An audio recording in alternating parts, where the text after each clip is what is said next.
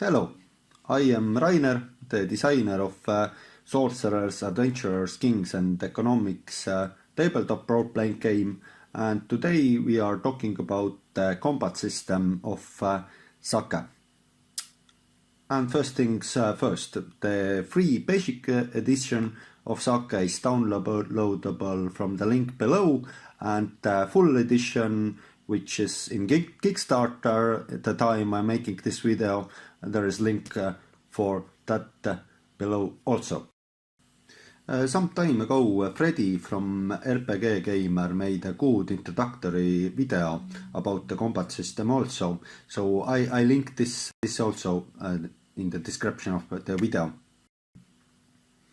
So, I will not repeat the basics, but only that the game is modular, and modularity also works in a way that with combat you can start with a pretty basic system and add elements when you get more experienced with the game.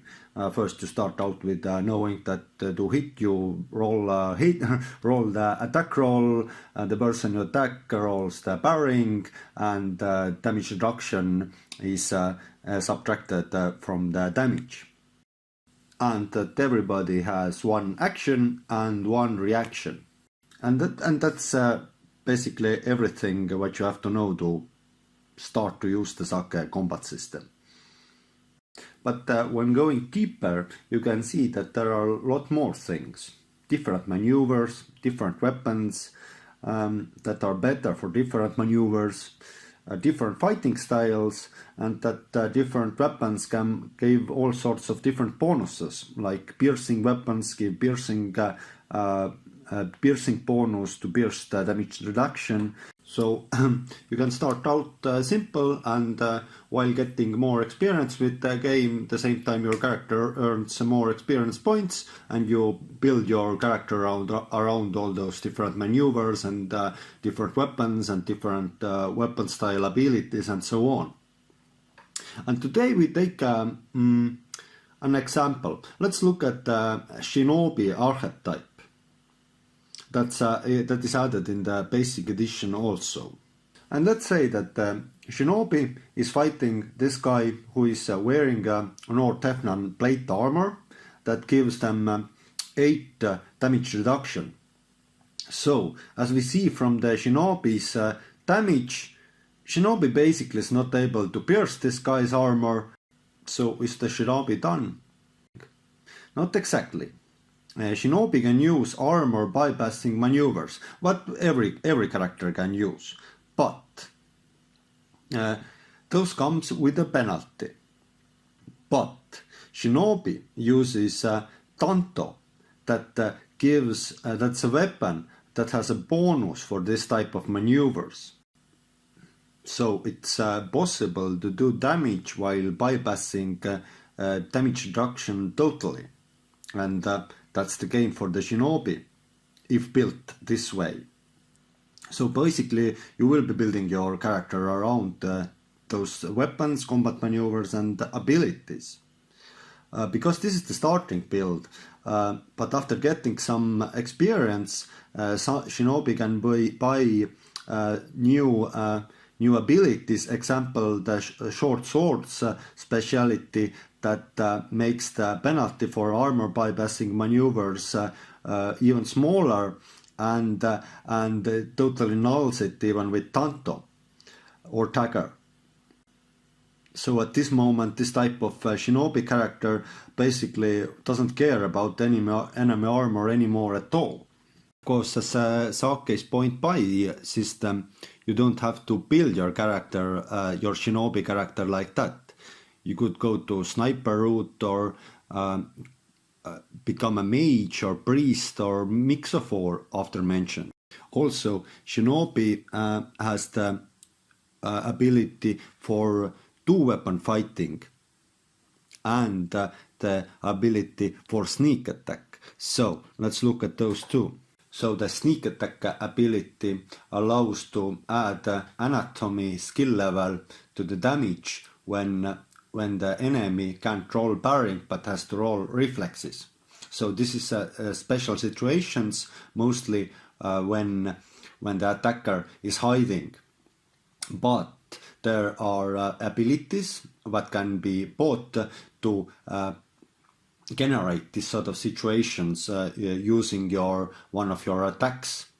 And that's why it's important that the Shinobi archetype starts with the dual wielding ability also. So they have 2 attacks per combat round. One with one weapon and one with the other weapon. At first they don't have any other abilities, but when they get more experience, they can buy like the ability to baffle, so they can use one of their attacks to do something that enemy they are attacking, they can't use parrying anymore, so they can use the sneak attack and combine the sneak attack maybe with armor bypassing maneuver, so they will make really big damage. More like a ranged type of shinobi, they can buy the sniper ability that lets them sneak attack from distance. With crossbows or guns, muskets even. So, and those weapons come with a piercing quality, what lets them pierce armor, like especially the guns that have a piercing 6. So basically, all the light armors or medium armor type of armors are useless against gunpowder weapons. Another route would be to combine with the shinobi style with the Azure Warrior, that is the magical warrior style, and take astral sneak attack if the campaign is against enemies that come from other world. So the normally sneak attack works only against humans or animals or sort of flesh and bone enemies, but this ability makes it able to damage with sneak attack some creatures that are not flesh and bone also. Of course, those examples are when you want to take your shinobi into the full-on shinobi route. But as said before, Sake is point buy, so you can really take this archetype in some totally other route, like go into the priest route and take priest spells that give straight up bonuses to body or speed and or precision attribute or some curses. So the choices to build your character are somewhat endless. Now let's take a look at a totally different archetype. The body of Keulades, a warrior monk in the Astanic society. This archetype is built on the concept that every round you get an action and a reaction. But sometimes in melee combat there are no reactions. There are no reactions that you can use. So the body of Keulades has this sort of abilities that allow attack turning the defense, which makes them able to use the reaction even if it would be normally not possible. Also, they start out with military fork, a weapon ideal for disarming opponents, as it gets a bonus to disarming maneuvers. And it is one of the few weapons that also do damage when using the disarming maneuver. Of course, when the opponent gets disarmed, they have to use their action to recover their weapon, or if they are trying to do it quickly, cause a reaction to everybody around them. And a person without weapon and a shield cannot use parry and has to use reflexes, which makes them easier to hit.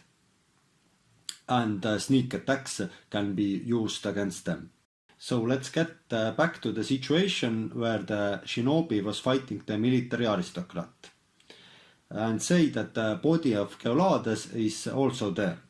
In this situation, the body of Keulades could use the disarm maneuver, which makes so that the warrior aristocrat can't use parrying and has to use reflexes, which opens them up for the sneak attacks from the shinobi. And that is just by using the base archetypes, when adding other abilities, all sorts of other tricks could be possible. But this is all for now.